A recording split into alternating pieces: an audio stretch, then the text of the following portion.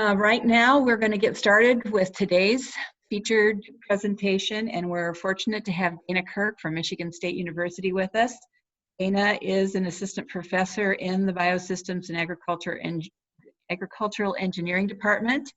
He has engineering degrees, a biological engineering degree from MSU, as well as an undergrad degree in animal science.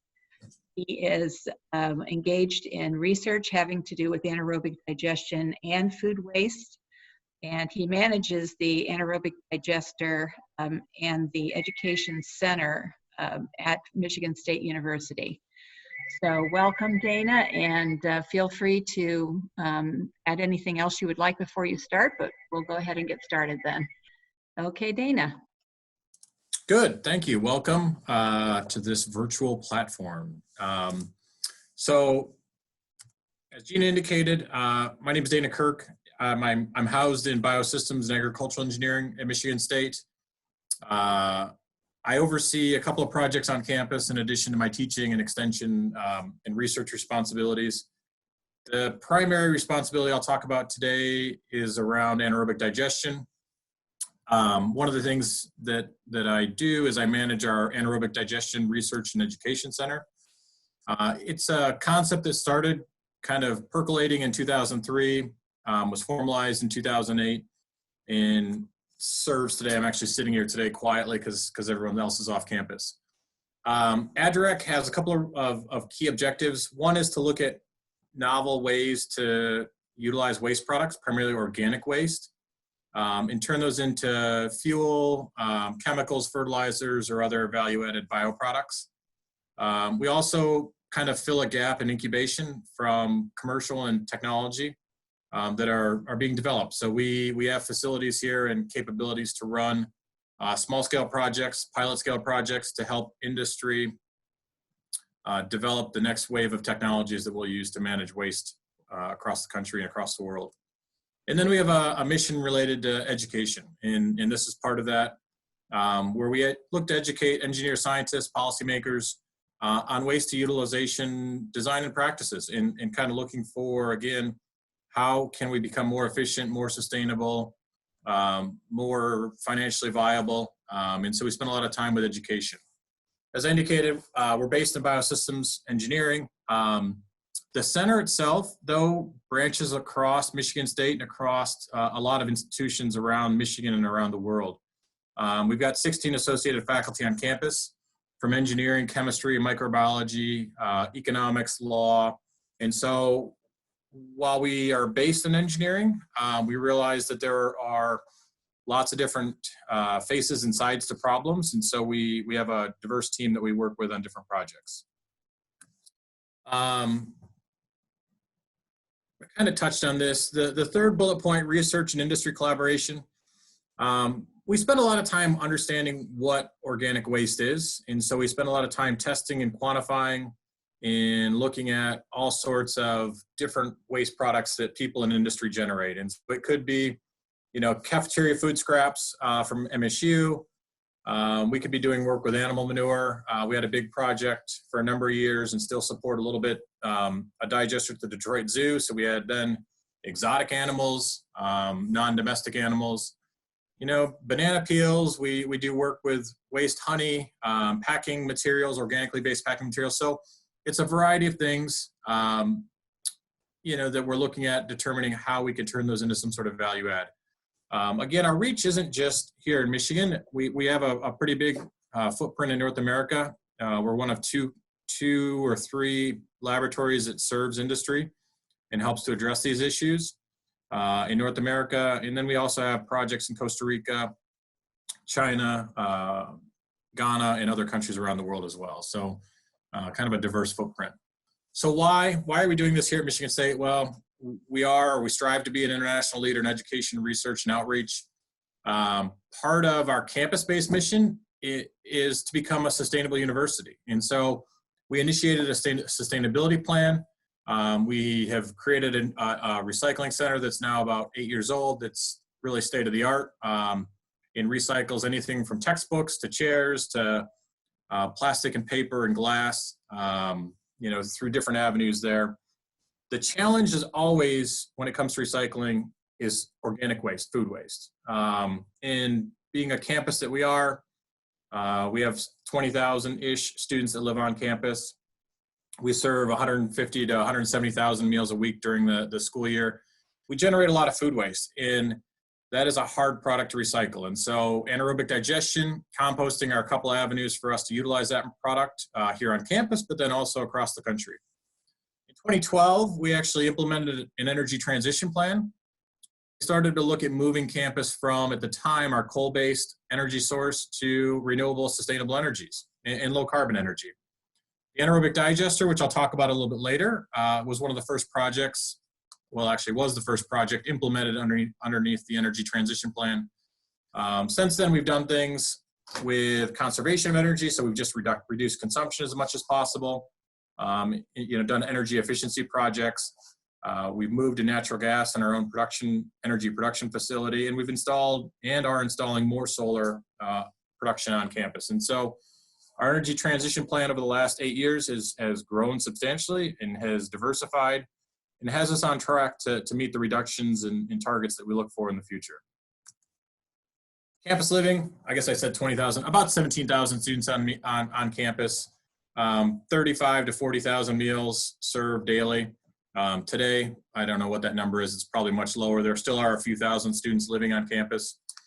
But we have a lot of different venues that serve food, serve coffee, and different things.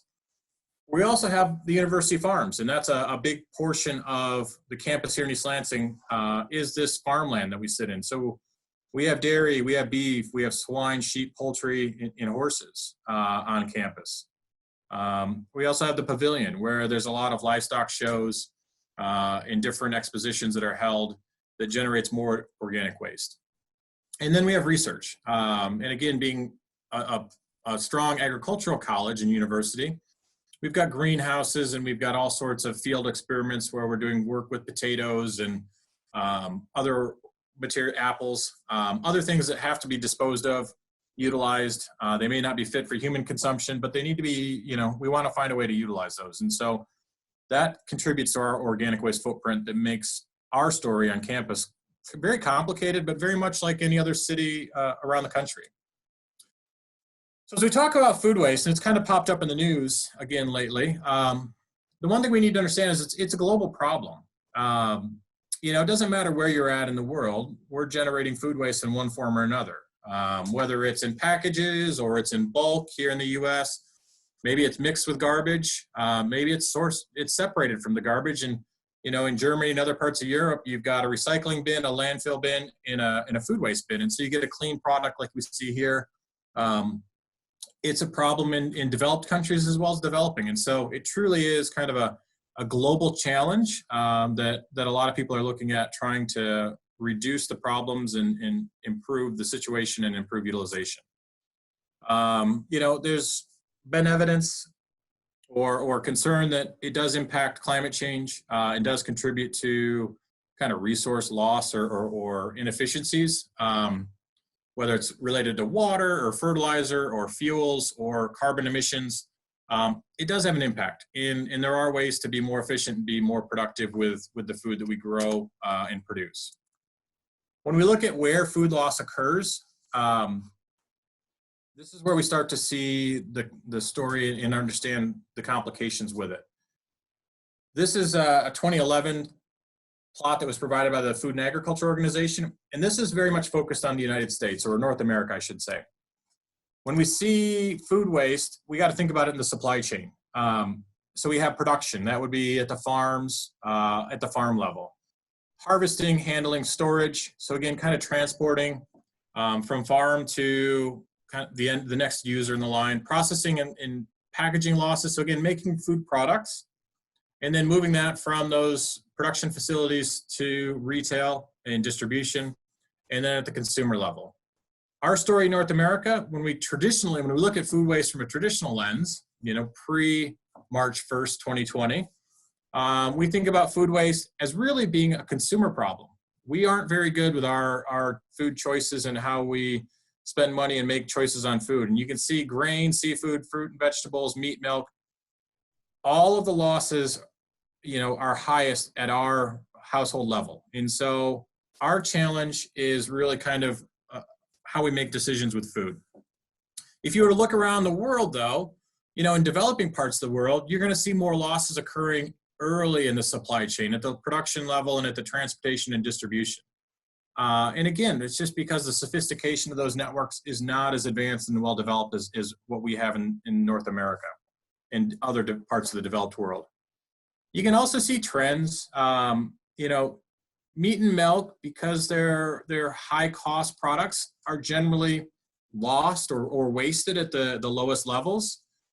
Fruit and vegetables, seafood tend to be higher losses, mainly because of stability and shelf stability of those, and storage of those is more critical. And so, again, depending on the types of food products that we're looking at, losses occur differently throughout the entire supply chain. And so when we talk about food waste on campus from a teaching standpoint, one of the things that we work with our students is understanding that there's this complicated supply chain of food, but we need to really think about where we have the most impact. And in North America, in our situation, we really typically have the biggest impact at our household level. Now, COVID-19 pandemic has shifted that. Hopefully it's a very short-term shift in this, but you see, this is just stories from this week, and this is just a sampling of a few, but the agricultural supply chain has been turned upside down, much like a lot of other parts of the world, and we're seeing tremendous food loss throughout that entire supply chain right now. With the loss of outlets of schools and restaurants, with panic buying, all of these things have driven to just a massively disrupted supply chain, and it's a very fast-moving effect, and we don't really have the infrastructure in place to recycle and utilize all of these products in the best way possible. We are working to get milk and some of these other materials that are on trucks into digesters and into compost facilities. But to be honest, the sheer volume of what we're facing right now overwhelms our waste utilization infrastructure. And so a lot of these materials are being plowed underground, dumped on farms, dumped to wastewater treatment plants. And so it's a really, much like a lot of the events right now, sad state of agriculture and the food supply chain. So again, this is a very new event, and we really don't have kind of a full understanding of what the impact is or what it will be for probably months to come yet. So most of my context is going to be pre-March 1st of this year and how we look at it. We know, again, food waste at the consumer level, it's a big deal. I mean, at the household level in the United States, we lose anywhere from about half a pound to 0.65 pounds per person per day. It's a 200 to 250 pound annual loss per person. On campus, when we have buffet style food service and kind of you pay one price and you get to eat as much or as little as you want, we actually see that 0.65 number go up dramatically. And part of it is that our students on campus are getting exposed to new foods for the first time. And it's a different experience. But as I indicated, in the earlier slide, a lot of that, 30 to 40% of the total food that's lost is happening at the consumer level. And so we as individuals can have a big impact on reducing that and being more efficient with our food supply and with our food dollars. The other part of food waste is once we dispose of it, it becomes part of what we call municipal solid waste. It goes into the garbage can. And food waste is the largest constituent or the largest component of MSW. And very little of it, unlike paper and plastics, glass, very little of it goes to beneficial reuse. Only 5% in 2013 was reused for some sort of beneficial purpose. And so how we use food, we have a lot of room to grow and focus on that. EPA, USDA have really looked at this and started to create some initiatives around this. And Eagle in the state of Michigan has started to emphasize it and provide some funding through grants to look at how do we reduce this issue of food waste. So EPA a few years ago came out with this recovery hierarchy. Right now, landfill is the bottom of this pyramid. So that's the least preferred or worst place to put our food waste. Source reduction. So again, just reducing the amount that we generate is the highest and most preferred and actually the cheapest and easiest part of this triangle to achieve. for that, what we don't reduce, if we can feed that to hungry people. So again, if we can make donations to food kitchens and pantries, then we can at least put it to the next best use of feeding people again. And so, our food sources, our food production here on campus, our cafeterias do donate some food, some overproduction to the local charities. But again, even that, the Greater Lansing Food Bank and other food banks could get overwhelmed at times, especially when you've got seasonal fruits and vegetables that are being produced. And so, there's kind of an ebb and flow and a balance that needs to be struck there. Feeding animals is the next. So again, there's a lot of work that's been done on feeding food waste to animals. In Japan, there's a big project that's been going on for about 8 years where they take grocery store food waste, cook it, process it, run it through some digestion, some enzymatic digestions, and then turn it back into pig feed. And so there are ways to turn it to animal feed. Used to be we would slop pigs in the 1940s, 30s, 20s. So the pigs on the farm would get the food scraps from the kitchen. Industrial uses is the next best level on that triangle.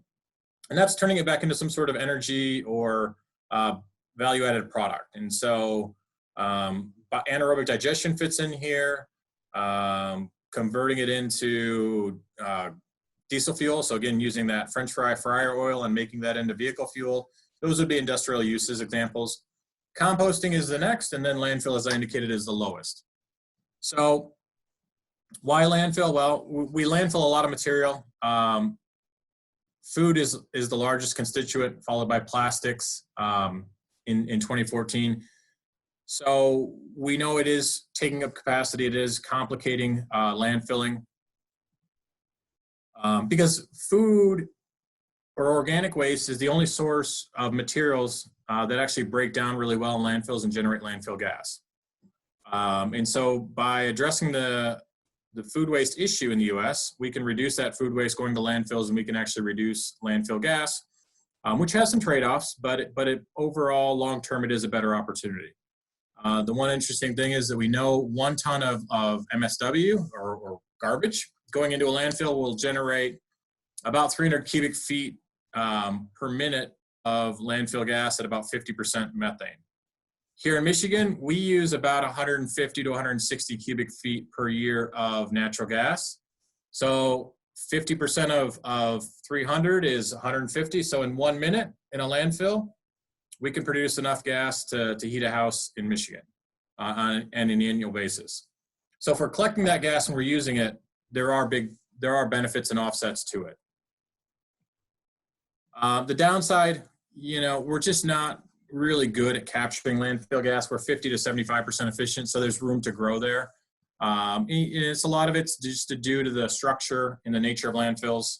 They're big, they're capped with soil, and they're not perfectly efficient at capturing the material. Plus, they operate for a long time. There's a big open face where they're adding garbage or MSW on a daily basis, and so there's just it's not a perfect system by any means. Why we're so concerned about methane in these emissions is when we talk about greenhouse gases or global warming potential, carbon dioxide was discussed in the lecture yesterday, and I think on Monday, the biggest greenhouse or the global warming potential in the atmosphere.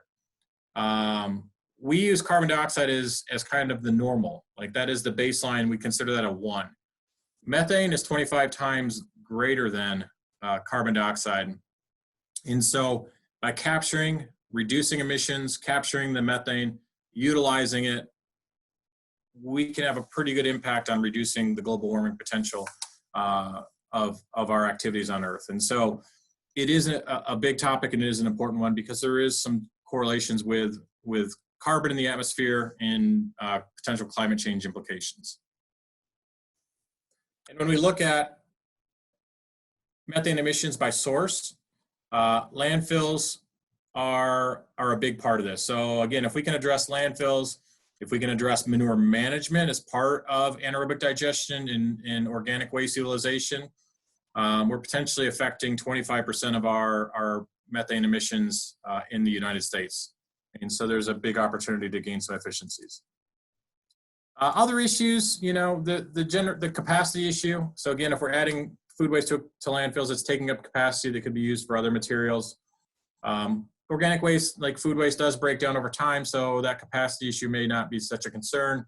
But the formation of leachate and what we do with leachate, and then once we stop adding to a landfill, post-closure management. If it's still actively producing gas and leachate, then it needs to be managed, and so we have to think about that kind of in the full life cycle of food waste and make sure that we're doing the best with it, because post-closure management of landfills can be very costly if it's not planned for. The upside, a lot of our landfills are collecting landfill gas. So about 48% across the country are collecting the gas. Again, they're not collecting all of it, but they're collecting as much as they possibly can. And it's being used to make electricity. It's being used to make RNG, which is renewable natural gas.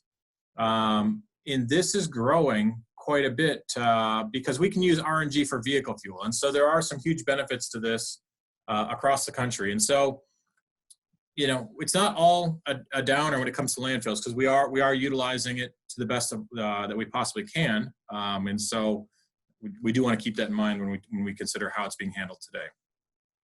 So simplifying that hierarchy, if we just think about it in recycling terms: reduce, reuse, recycle, and then dispose of what we can't do with the first 3 R's. And so this is how we would approach it. Why recycle food waste? You know, there's nutrients there, and so we can use that carbon, nitrogen, phosphorus, potassium for products moving forward. You know, they can be recycled and reused over and over again. We can make products, and so we can reduce costs, reduce risk. And so if we can add revenue and turn something that's costing us money to dispose of today into a product, potentially there's value in the supply chain there. And so we can generate, you know, new revenues, new cost reductions. We can manage risk. Again, will landfilling be the option that we have moving forward? We don't know. Certain areas, food waste has been banned from landfills. Europe has definitely done a lot of work to reduce and eliminate food waste from landfills. Certain states in the United States have banned food waste from large-scale generators of material, and they've mandated that gets taken out of the landfill site. We can produce organic fertilizers in soil amendments. So again, we can build soil health and build tilth that way. And we can provide service, so we can reduce greenhouse gas emissions, you know, and other environmental and social benefits to go along with it. So when we think about it from a technological standpoint, composting is probably the predominant role in which food waste has been managed to this point. Anaerobic digestion around the world has been a big user of food waste. In North America, it's on the uptick, and we see a lot of systems being built here over the last couple of years. Some focused on food waste, some focused on renewable natural gas, but we see that area expanding, again, driven by the economics of it, also driven to some extent by policy. Other uses: biodiesel, pyrolysis, gasification, hydrothermal liquefaction, where we're really essentially producing oil from food products, just doing it in a controlled and very fast process. So I'm going to spend the most time talking about the two today, because those are kind of the two predominant commercial options that we have across the country for managing food waste. So composting, the process, it's a controlled biological decomposition, so it's a breakdown.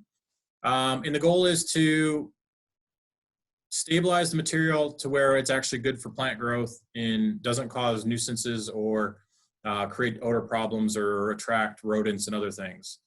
The product, again, it depends on what we want to use it for. So if it's for gardening purposes, that's one product. If it's for agricultural purposes, it may be another.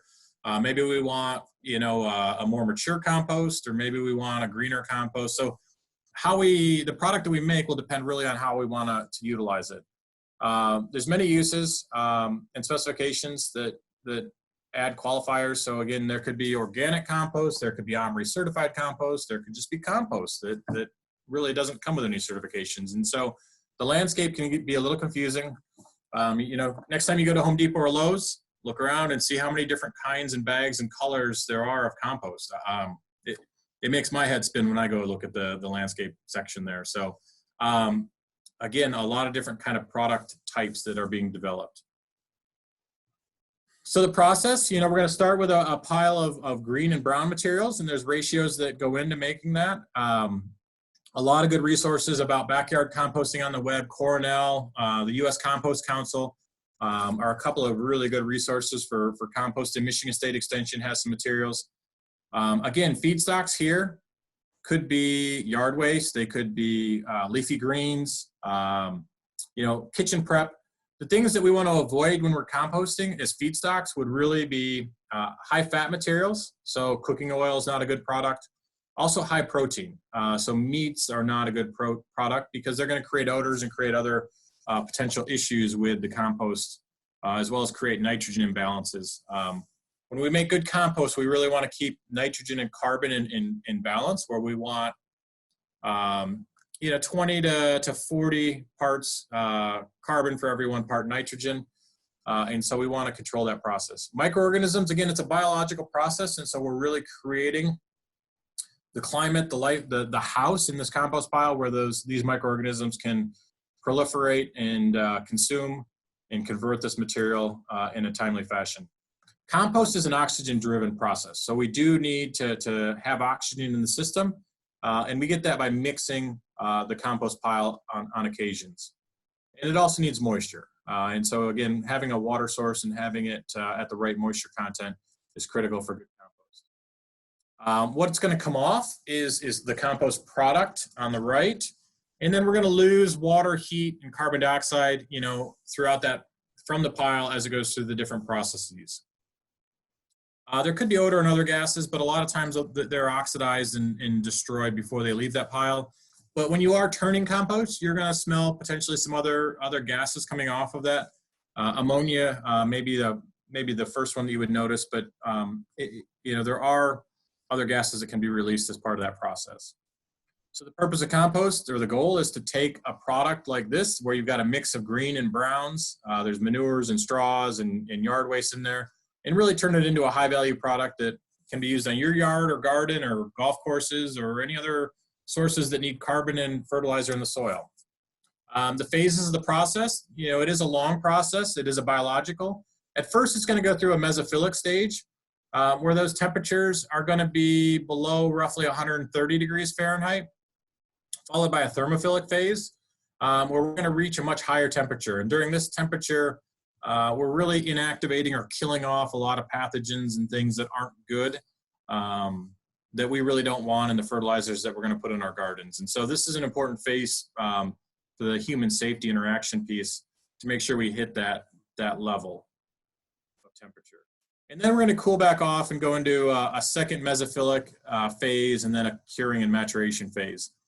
The time, again, there's no numbers in this bar. It really is driven by what kind of product that you want to generate out of this. And so again, the longer this process goes, the more mature the product will be, the more stable it'll be, and it'll just end up being that kind of a product. The sooner you stop it, so if you stop the process shortly after the thermophilic phase in the second mesophilic, that would be more of a green compost. And would have to be treated differently than something that really went out through a long curing phase. Sorry, I lost my screens. The technologies that are used, static pile would be a very common one. That would be the type of composting that's most often done in people's backyards. We have some static composting here on campus at our landscape services where they compost yard waste. Turned windrows would be also very common technology used around the country. I think the city of Ann Arbor uses this. We have turned compost here on campus, as well as some of our local landscapers use this process, and they create windrows and go through it with a turning machine on a regular basis to control temperature and moisture and allow oxygen in. Aerated static piles in vessel, high rate systems would look more like this. This is kind of a static pile. This is also another approach, but they're more, aerated static high rate are going to be more sophisticated. So you're actually going to be blowing air into the piles and controlling the temperature that way. You may have mechanical turning systems that are installed and permanently there. Vermicompost is one that has some opportunities. So this is where we're using worms to break down the material. One of our programs here on campus, the students, the Bailey Scholars, use vermicompost at Brody and in their in Bailey Hall in the Brody complex, and they're actually keeping worms underneath their or in their rooms, is what I understand, in breaking down the food scraps that they might have in their room. So you can see banana peels and other things. So we also have vermicomposting in other parts of campus, and it's a way to create a different product. So each of these would create somewhat different fertilizer type products. Anaerobic digestion is the technology that I work with mostly. Again, just like composting, anaerobic digestion is a natural process. We're really just harnessing the natural biology that exists in the environment and giving it the right climate to really proliferate and grow and do its thing. We operate on campus, and most systems in the United States are going to operate around 100 degrees Fahrenheit. The microorganisms, you know, they are anaerobes. They're most commonly found in the gut or the rumen of cows. They could be found in intestines and in kind of the further end of the digestive tract and other animals and whatnot. Termites are big anaerobic digesters, and so keeping this system at body temperature is really ideal for most of these microorganisms. Again, we can shift the populations and we can shift the microbial communities. We can run colder, so we could run at 70 degrees Fahrenheit. We're going to not be as efficient and productive potentially, and the process may take longer. We could run hotter. We could run up to 130 or 140 degrees Fahrenheit. This microorganism community is going to shift depending on what the temperature is. But out of convenience, most systems in the United States run at about 100 degrees Fahrenheit. That's what we use here on campus. Unlike composting, we don't want oxygen in our systems when it goes to anaerobic. So again, that's hence the word anaerobic. Our goal here is to produce methane, and so we don't want oxygen in the system because oxygen is a very easy electron acceptor, and so we're trying to avoid oxygen in there. The retention time on a digester, it actually could be as less than 24 hours. When we work with the beverage industry and you've got a lot of dissolved sugars and alcohols, you can run high rate digesters that convert that into biogas or into methane in a matter of 12 hours. Most systems probably are in that 4 to 40 day retention time or holding time. If you've got more grass and more yard clippings, you're going to be closer to the 40-day. If you've got more sugar and more simple carbons, you get shorter on that time length period. Our products here is biogas. So biogas is kind of like landfill gas. It's a mix of methane, carbon dioxide, and other gaseous compounds. The big difference between biogas and landfill gas, biogas comes out of this controlled anaerobic digester like we see here on the right. This is the MSU project that's got partially insulated and partially just a bolted steel tank during construction. Biogas, our biggest contaminant is hydrogen sulfide. So we're managing the sulfur in the gas. Landfill gas has siloxanes, which are silica-based and mainly driven by human health products that end up in the landfills. And so probably the biggest differentiation between these for me would be what's the contaminant that we're having to manage the most. And so in biogas, hydrogen sulfide is the material that we want to deal with. And then we create a fertilizer product. So again, it's a natural process, so it's not perfectly efficient. If we put, in 100 pounds of material, I'm going to get out, in most cases, if it's manure, I'm going to get out 95 pounds of material. We're only converting a fraction of the carbon in there. We're not really changing the methane or the water, and we're not having an impact on nitrogen, phosphorus, potassium, other components. And so we're only acting on a small amount, and so we do have a product that comes out the backside. Kind of along the lines of compost, the system is kind of two parts. We've got a liquid part or a slurry part or a solid in some cases, and then we got a gas collection phase. So those are the two parts of a digester. The feedstocks, really when it comes to digestion, we are not limited. So we can take the same material that compost can take. We can take leafy greens, we can take manures, grass clippings, banana peels. We can also take meat. We don't have issues with meat. We can take high-fat products. We can take glycerin and and other rendered fats, and we do here on campus quite often. And so we have a little bit more variety of feedstock that we can take into an anaerobic digester. Again, we're not adding microorganisms. We're creating a house or a digester where they can live and grow and reproduce, and we can have a sustaining population there that over time will just convert our feedstocks into biogas and really be self-sufficient when it comes to maintaining that culture. Around the country and around the world, you'll find a lot of digesters where they're running just simply on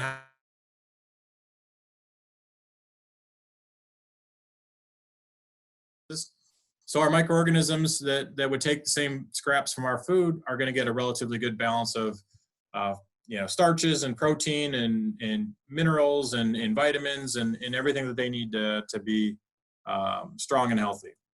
And then we need heat. So again, we want to keep this at 100 degrees. Our system here on campus is going to stay pretty close to 100 degrees every day of the year. So if it's minus 20 degrees outside, inside of this tank, we're still going to be very close to 100 degrees. I think this winter, maybe we dip down to about 97 degrees, just because ambient temperatures it's like your house. It's hard to keep warm all the time. One of the products that we get is digestate, and this is a mix of water and solids and fertilizer components. So nitrogen, phosphorus, potassium, trace metals, trace minerals, all of that slurry stuff comes out as digestate. And this could be a liquid or solid depending on the type of digester we're using. And then we're going to get this biogas material. This is actually from Monday. We were doing some service work on our digester on campus, and this is looking down in one of our mixer wells. And you can see the kind of frothing, bubbling, nasty inside of a digester. It's not very often you actually get to look into there. Because of some of the things that are happening in the world right now, we're actually very kind of highly loaded in our digester. So you see some foaming action there as well. We are taking in some milk processing waste. We're taking in a lot of food processing residuals right now, as well as a lot of grease and fats and other byproduct materials. And so we're running a very rich diet, and that's, you can see that, as quickly as that bubbling was occurring, we're producing a tremendous amount of gas. And so it's actually a good time to be a digester if you are out there in the world. The chemistry of it, we're looking at carbon-based compounds. So again, starches and carbohydrates and proteins and other things that have high carbon content. And the goal is to create and turn most of that carbon, into methane. We get some ammonia off of it. We get some carbon dioxide. And then, like I said, with manures, we're going to get hydrogen sulfide. And so those are our primary constituents in the gas. Again, depending on the materials, you're going to produce different quantities of gas. And so it's kind of like a diet for us. We have to think about what we eat and what state it's in. It's going to provide different levels of energy to our bodies. And that same trend kind of holds true when it comes to digesters. We're going to produce different quantities of energy depending on the structure and the makeup of that carbon compound. When we look at the gas potential, this is just kind of a generic just an order of magnitude example. Manures are pretty inefficient when it comes to producing gas. This is our gas production potential. Your manures are down here at the bottom. They've gone through the digestive tract of an animal. The animal's stripped off as much easily available energy as it can. And so what comes out the backside has some energy potential, but it's far less than raw products, than the food that the cow ate. The nice thing about manures is it has that microbial population. It has that community of microorganisms that we want pretty much already there. And so, it's a trade-off. We've got good biology, but we've got really poor energy generation. What the cow or pig was eating, had significantly more energy per ton than what's coming out the backside of the animal. And then here's kind of a suite of different products that we might see on our tables. The vegetable one I think this is a little bit low. Dairy is a little bit low, but you can see the higher the fat content, the higher the sugar content, the higher that gas production potential is. And so it just gives you an idea, kind of reaffirms the carbon chart on that first page or the prior page that, the higher the energy content, the higher the calorific content, the higher the gas production, the higher the gas production potential. Types of digesters, simplest ones are covered lagoons. So this would be just a manure storage or a sewage pond that's got a rubber cover on it or a synthetic cover. It bubbles up in the summertime when it's nice and hot out. In the wintertime, it kind of lays flat. It's got a pipe coming off it, and then it could go to a flare, or it could go to an engine generator, a gas upgrading system so we could make renewable natural gas out of it. There's plug flows like this system here, which is an underground. It's a big kind of concrete shoebox style vault that's heated up, but there might not be any mixing in it. Complete mixed or CSTR, completely stirred tanks, would look more like this, where they're big above ground tanks. These are each about 3 million gallon digesters here, and there's 4 of them, and they're building 2 more. There's a mixer in there, and they're highly engineered and highly sophisticated and generally pretty productive. You can also have digesters. These are liquid systems or slurries. You could have dry digesters. So the project at the Detroit Zoo is a dry digester. They're literally piling up animal manure and food waste into a big heaping pile, closing the door and letting it sit for 4 weeks and break down. And then they pull that material out, and it kind of looks like compost or partially made compost. Works well. There's just trade-offs from a technological and engineering standpoint on what that looks like. High rate systems, again, this would be where we'd use for the beverage industry. So if we had Coca-Cola or soda products or beer and liquor products, milk processing products, we would use high rate systems because you've got a lot of dissolved and very simple carbon compounds in there that can break down really, really quickly. And so we don't need a big footprint. We would design the system differently. And so again, different shoes for different needs there when it comes to technologies, just like compost. As I said, we're going to make these 2 things. Biogas is really the one we want.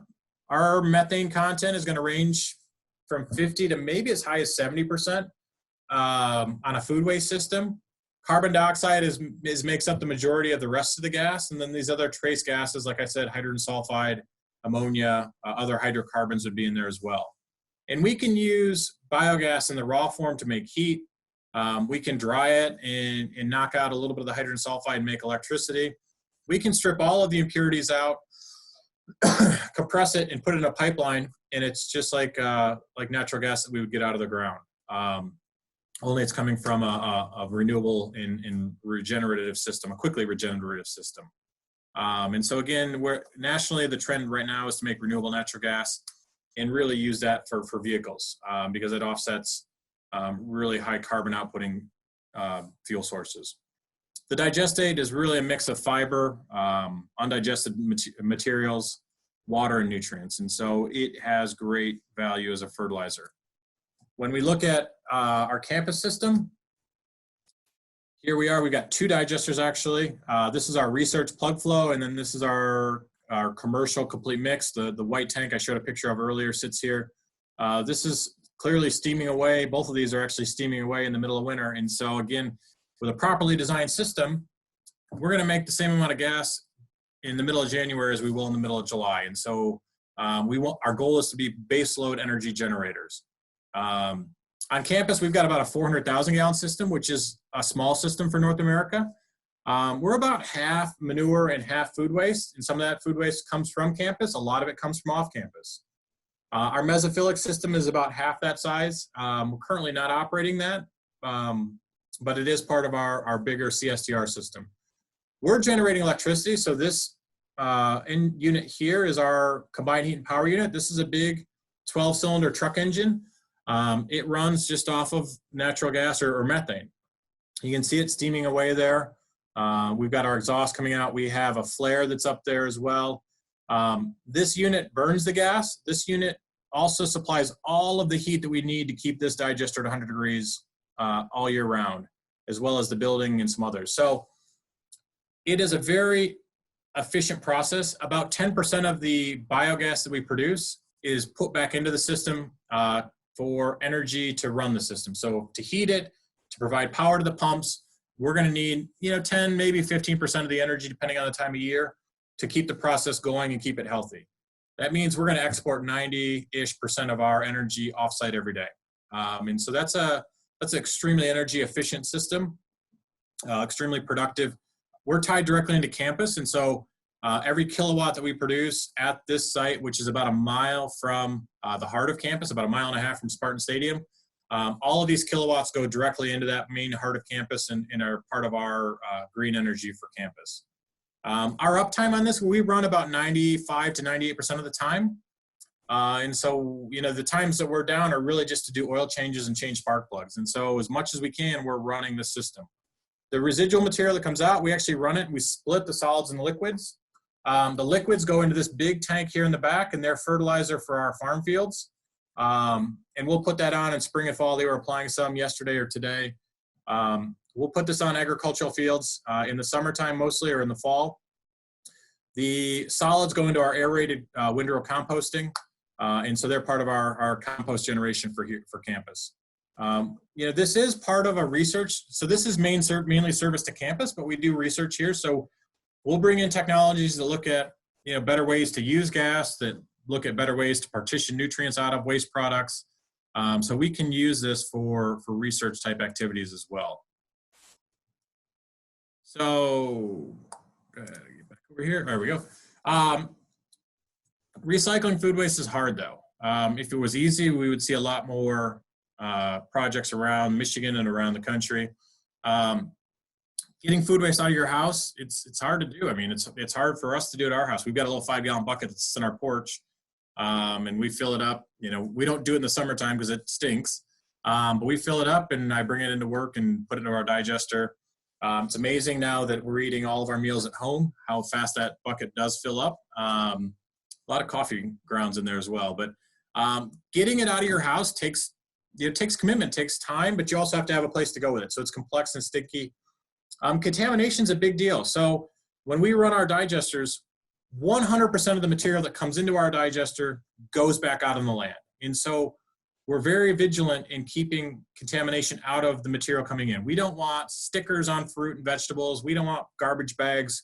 We don't want any kind of plastics, any kind of rubber, metals, stones. We just don't want the stuff that is intended to go to the landfill to come into our digester, because we are 100% recycling it back to the ground, and we don't want to transition landfills to land application.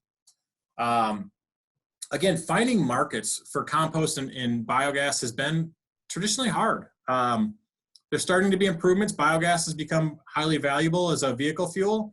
Composting, this time of year, lots of people want it, but come January, nobody wants it. And so having kind of markets, consistency of having that, being able to leave and go to some place where it's being used beneficially is important. Policy that aligns, that really drives the development of projects and the implementation is important. So again, right now, solid waste management, Part 115 is being evaluated. Can we look at ways to incentivize the collection and use of food waste for compost, that digestion, or some other recycling project? Again, are there ways to incentivize renewable energy that make sense on a lot of different levels and drive development?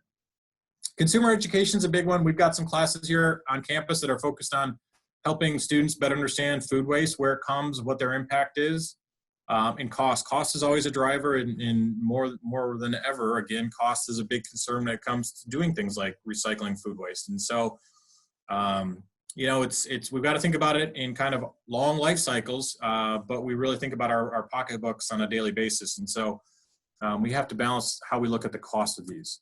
So what can you do? As I tell my kids, join the Clean Play Club. So, eat what you buy, use the food that you purchase. Remember that wrinkly tomatoes, they still can be eaten. They have nutritional value. They may not look the greatest and they may not taste the freshest. Find a way to use them, and again, it's one of those things. Now people have a little bit more time to cook and they're maybe a little bit home. So get creative and find different ways to use it. And if possible, find something beneficial. Like I said, we've got a 5-gallon bucket that sits on our porch, and my youngest one calls it the food soup bucket. And he threatens the other one to eat it. And so I'm not sure what happens to it, but we collect it. It's easy for me. I can bring it into work and I can convert it into energy. We used to have pigs. We would feed it to the pigs. If you got the ability to have a little backyard compost facility, that's a great use for it. If you can find a commercial outlet for it, if a landscaper runs a compost facility, another opportunity, getting some activity happening and getting some trending to happen is important to kind of starting the process. Also think about how you dispose of it. Landfills aren't perfect by any means, but most landfill systems are collecting gas. Putting garbage down a garbage disposal and into the wastewater plant, there's really not a benefit there because we're having to put energy in to treat that wastewater. And the more solids and the more nutrients that are in it, the more energy it actually takes. And so, you can make the argument that even though landfills aren't necessarily the best outlet, they may be better in a lot of sense than putting it into the garbage disposal and sending it down the sink. And so, start to think about the little things that you can do when it comes to reducing food waste and having an impact. And with that, I guess if there's any questions, I'm happy to answer them. I didn't see anything come up as we were going. Well, I'll start out. This process usually, I guess, people are waiting till the end, or maybe you're just so interesting that they have a hard time developing questions while you're talking. But how common are these anaerobic digesters like you have? Do other universities have them? Are there industries that, and is there an anaerobic digestion industry that, has scaled these up and does a lot of this, or, how common is this? Yeah. So there's about in worldwide, there's estimated to be 40 to 60 million. The majority of those sit at households in developing parts of the world. So if you're in Latin America, you'll see a lot of bag digesters. In North America, we've got about 2,500 systems. 1,500, 1,800 of those are wastewater treatment plants where they're using digesters to manage biosolids or sludge coming out of wastewater. And then we've got 400 or so systems on farms and another 400 systems at food processors. And those food processor systems are primarily the high rate systems where they're looking to knock out some of the organics in the wastewater before it goes to the sewer. So other universities, University of Wisconsin Oshkosh has a digester. And then UC Davis in California is the other university that has a digester. So they're not really common on college campuses, and we're pretty fortunate to have really benchtop to commercial scale capabilities here on campus. So there's a question about how are we using the gaseous products? So we're collecting them, you can see actually in this picture here, we're collecting them under this big white dome. And that picture, that video where the bubbling was going on is actually right inside of this trap here. This is a mixer. So we're collecting them under these white domes, and actually we're collecting them from our liquid storage here as well. And then these are piped to the engine that sits over here. And that's then used as fuel to make electricity. So we're running that 12-cylinder engine to turn a generator to make electricity for campus, and then hot water, the heat off of the engine is used to heat the digester. Well, if you have questions, feel free to email me, and I'll try and get back to you as quick as possible. All right, thank you everyone for joining us today. Thanks, Dana.